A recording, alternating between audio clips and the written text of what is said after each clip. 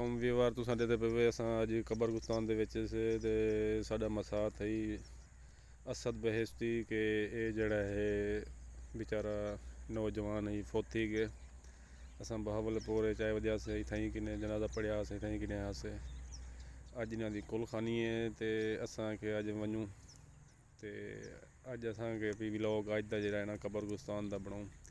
माशाअल्लाह बहुत नेक बच्चा है 5 वक्त नमाजी आई बहुत अच्छा बंदा है ये मामा एजाज बैठे थे। मामा एजाज कने पूछूं हाँ मामा तेरा क्या थींदा है? मेरा भतीजा थी ना जी। अच्छा पोतरा जी। पोतरा ही भतीजा है।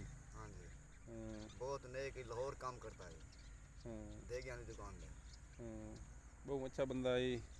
अल्लाह पाक इंदे सगीरा कबीरा गुनाह माफ़ फरमावे। असां हुण ने पढ़े से ख़त्म पढ़े से इन्हां दा ये सारे लहवाई कीन जेरे अल्लाह पाक इन्हें सारे को जन्नतुल फिरदौस में आला मकाम हासिल करने की तौफीक अता फरमावे।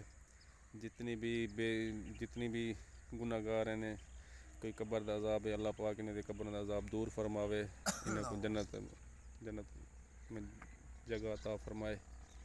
ये है असद अब्बास बहुत अच्छा बच्चा है।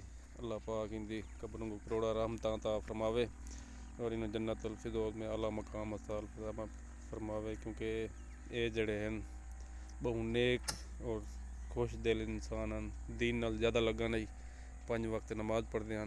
अल्लाह पाक इन्हें दी जन्नत में आला मकाम हासिल करने की तौफीक अता फरमावे देवे। बाकी हुण जुलते हैं जित्थां कने नमाज पढ़ेंदे हैं। अज इन्हां दी कुलखानी उत्थां वीडियो बड़े सूं जित्थां कने नमाज पढ़ते हैं उत्थां कने भी तक दिखे सूं। ये मामा एजाज ये उन्हां दे भतीजा जी पुत्र ही ते असां इंदी वीडियो बई ते असां कोई नहीं बना सके। बाकी इंशाअल्लाह इन्हें जरी भी यो है तस्वीर ला के तक दिखे सूं नौजवान बच्चा इत्थां किने असां वीडियो दा एंड करेंदे हैं वेंदे हैं असां घर।